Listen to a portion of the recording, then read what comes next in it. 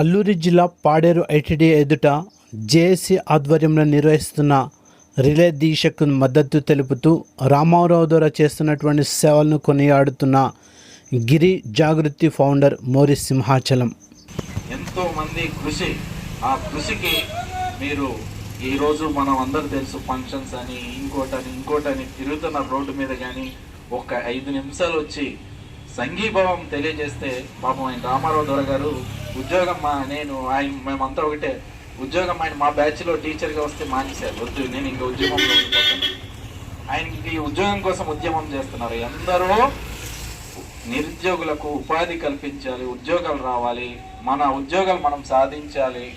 మన డిఎస్సి ద్వారా కావచ్చు, లేకుంటే హెల్త్ డిపార్ట్మెంట్ కావచ్చు, మన ప్రాంతంలో ఉన్న ఉద్యోగాలు మనకే కావాలి అని చెప్పి ఆయన చేస్తున్నారు. అది ఆయన వ్యక్తిగత స్వార్థం కాదు కదా.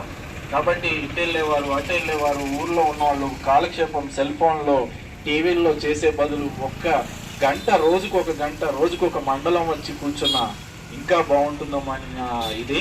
ఇందాక అప్పరాజు గారు చాలా విషయాలు చెప్పారు, ప్రసాద్ అన్న చెప్పారు. ఇంకా రాబోయే రోజుల్లో ఈ ఉద్యమం ఇక్కడితో ఆగదన్నా. మీరు వేసిన ఈ పునాది ఉందో, ఈ అడుగు ఇక్కడితో ఆగదు. ఇంకా విస్తృతంగా చేద్దాం. మీరందరూ కూడా ఇదే పద్ధతిలో కనుక ముందుకెళ్తే మనము సక్సెస్ అయ్యడానికి దగ్గరలో ఉన్నాం. కాబట్టి ఈ డిఎస్సిలో కూడా మన ప్రాంతంలో ఉన్నటువంటి పోస్టులు ఏదైతే ఉందో వదిలేసి ఆయన మిగతా పోస్టులు ఇచ్చి ఉంటే బాగుంటుంది. ఈ డిఎస్సిలో కూడా మన ప్రాంతంలో ఉన్న పోస్టులు ఏదైతే ఉన్నాయో అవి ఇచ్చేసిన తర్వాత వాళ్ళు ఇది ఆపేసి మనకు తర్వాత మన ప్రాంతానికి స్పెషల్ డిఎస్సి ఇచ్చి వాళ్ళు ఆ ప్రాంతానికి పెట్టుకోవచ్చు.